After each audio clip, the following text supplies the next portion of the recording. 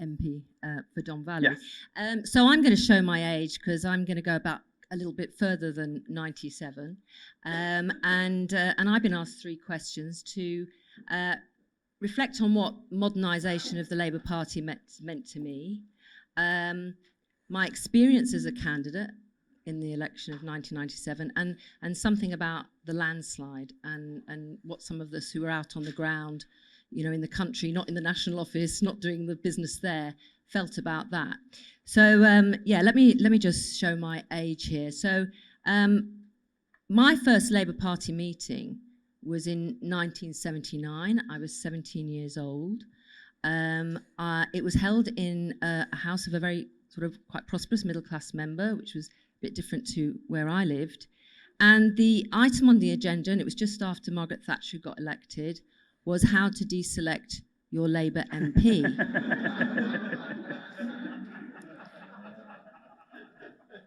There's more. In a constituency that had never had a Labour MP.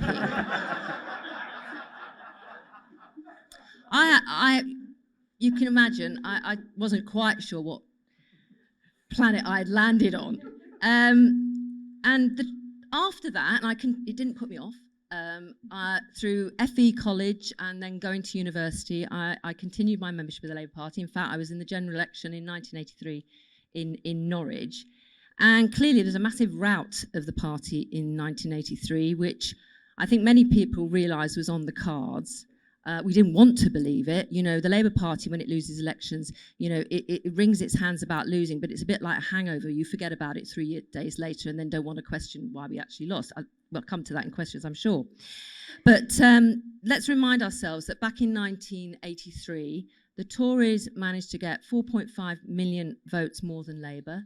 Thatcher had a 144 majority after 4 years of rising employment levels, which were absolutely incredible.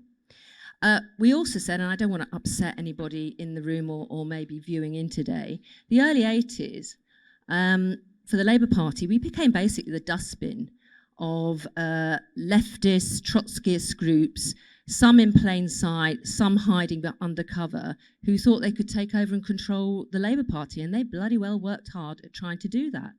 We had some moderate Labour members disappear to form the doomed SDP, and you'll hear from one of those later on. But most of us actually stayed to fight the good fight and tried to work to get our party into a place to win. And I've always said there's no such thing as a perfect Labour government, but you know, unless something rapidly changes on voting, I don't think that's happening anytime soon. The only alternative is a Tory one.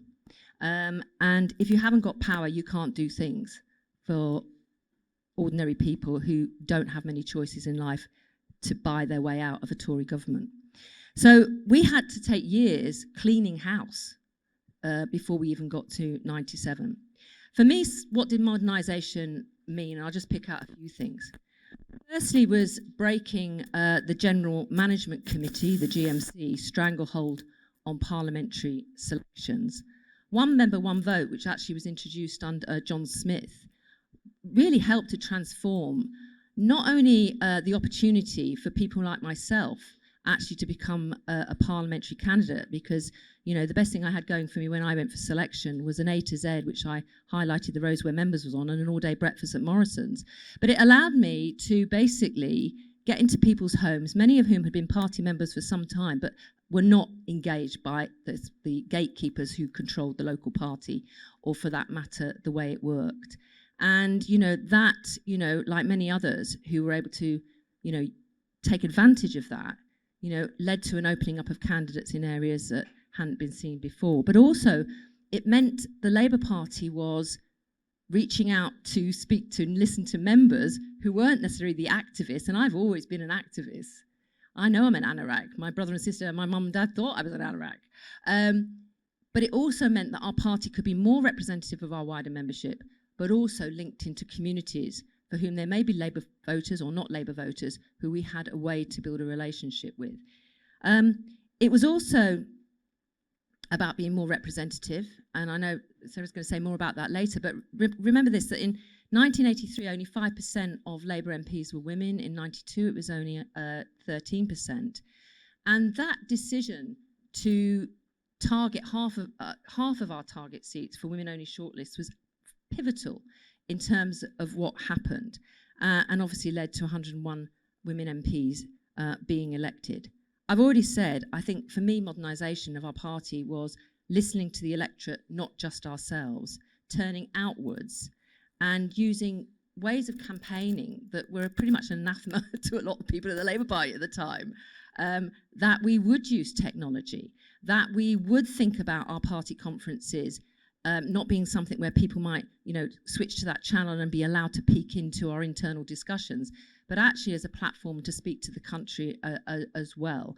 And, again, there's been criticism of that. It was, again, part of that modernisation of being seen to speak outwards and reflect what we were hearing on the ground from all those different communities. It was also about signalling that we weren't a party aspiring to nationalise the commanding heights of the economy, or the fact matter we were opposed to house ownership. And actually, yes, right to buy didn't win it in 97, but we shifted considerably from the 80s in terms of our attitudes on recognising that council house sales had happened, you couldn't turn the clock back, we needed different housing policies. And that campaign to create a new Clause 4 was a really important moment of the party membership and the trade unions, but also of that signalling to the wider electorate that we were a party of 1997, not 1917. It was also about desperation. I think many party members connected that being more mainstream meant that we could win. And the price to do something different, to be able to make choices and use that power in a progressive way, was really important. And again, Tony Blair was elected on more votes, actual votes, from members and trade unionists than Jeremy Corbyn in 2015. So I think for me, that modernisation agenda, takes many forms. The party also selected talented local candidates who were very engaged in their constituencies. Many of those candidates who won in the landslide, who didn't think they were going to be MPs, were very local. And it was that bottom-up campaigning that, to be honest, the Tory party has learnt from in the last few years in terms of their own candidate selection that made a difference as well. So, quickly, experience as a candidate. So, I became the candidate for Don Valley. You could put the constituency party organisation in a cardboard box. There was nothing. There was no office. I went campaigning on a council estate, and the Labour chair of housing rang me up to say, had I asked permission? Yeah. Yeah, I can't say for public listening what I said to that. I basically just thought we need to get out there, we need to blitz, I need to galvanise the members who optimistically supported me to be their candidate, make new friends amongst those who were doubtful, and we just blitzed everywhere. It's important also, I think, to remember that a lot of party members in Don Valley thought it was a rock-solid Labour seat. 2/3 of Don Valley was Tory-controlled. 6 wards, 2 Tory wards. And the no-go areas for New Labour, we took out there. We went into the Tory wards, we took photos, we publicised it, we showed we were there as much as in our Labour wards. But importantly as well, and I think this might reflect maybe, I don't know, some of the turnout, we went to Keighley. I took a posse of people from Don Valley to our target seats in Yorkshire to work there as well, to help them win, because for them to win, we could get a Labour government. On the landslide, I think we expected to win. I don't think we expected it was going to be that big, and you could tell that by the shocked faces of some of my colleagues who got elected in 97.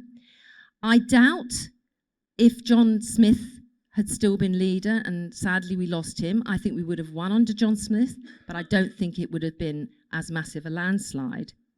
And I don't think he would have created New Labour. And that concept, and we'll discuss that later, it's an idea, I think, that gave permission to millions of former Tory voters to consider voting Labour for the first time.